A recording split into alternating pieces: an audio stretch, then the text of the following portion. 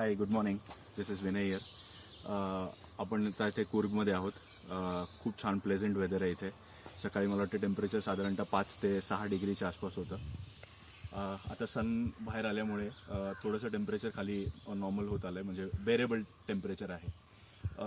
पॅडिंग्टन hotel आणि रिसॉर्टचं 2 area आहेत basically. त्यांनी एकामध्ये सगळे स्टेज, विलाज आणि सगळे केलेत आणि दुसऱ्या याच्यामध्ये त्यांचं नियर अबाउट 50 एकर्सचं त्यांचं कॉफी आणि पेपरचं प्लांटेशन आहे. आता आपण जिथे उभे आहोत हे सगळ्या कॉफी आणि पेपरचं प्लांटेशन आहे. This is basically the coffee plant as you can see. हे जेव्हा झाडाला लागतं त्यावेळेला ग्रीन इन कलर असतं, पण जसं जसं हे राईप होतं बेसिकली ह्याच्या वर्षातनं एकदाच ह्याला फक्त फ्रूट येतं. डिसेंबर आणि जानेवारीमध्ये ह्याचं फ्रूट येतं. जेव्हा येतं त्यावेळेला ग्रीन इन कलर असतं. नोव्हेंबरच्या आसपास हे तुम्ही जसं बघाल हे रेड व्हायला जातं. रेड झाल्यानंतर हे सगळं काढतो आपण आणि काढून ड्राय केलं जातं. So this is how it is. So हे अजून राईप नाही झालेलं. हे ग्रीन कलरमध्ये जे अजून राईप झालेलं नाही आहे. तर हे this is one which is already ripe.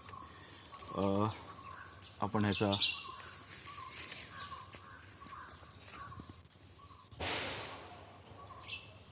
Okay, ते चेरी सारखी दिसत असलं तरी ते चेरी चेरी नाही, ते कॉफी आहे. ती कॉफी आहे.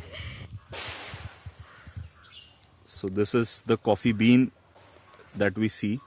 हे बेसिकली 2 ते 3 दिवस राईप झाल्यानंतर ड्राय करतो आपण आणि ड्राय केल्यानंतर मग हे पुढे रिसॉर्टवाले पुढे त्याला ट्रेडरकडे देतात आणि त्याच्यानंतर त्याचा प्रोसेस होतं.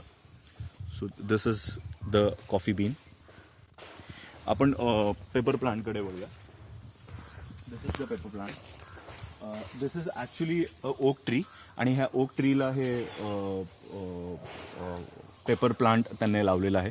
हे आता ग्रीन इन कलर आहे. अगेन ह्याचं पण असंच, हे अजून राईप झालेलं नाही आहे. राईप झाल्यानंतर हे सुद्धा रेड इन कलर होतं आणि त्याच्यानंतर दिस इज अगेन ड्राईड अँड ते ड्राय झाल्यानंतर मग ते ब्लॅक काळं रंगाचं होतं आणि मग आपण ते वापरतो. सो जास्तीत जास्त ह्याचे इथे ह्याच 2 हे आहेत, कॉफी आणि हे. बाकी रेस्ट अजून बरीचशी झाडं आहेत, बरेचसं फ्लोरा अँड फौना अजून आहे, स्पायडर्स आहेत आणि बरंच आतमध्ये काय आहे.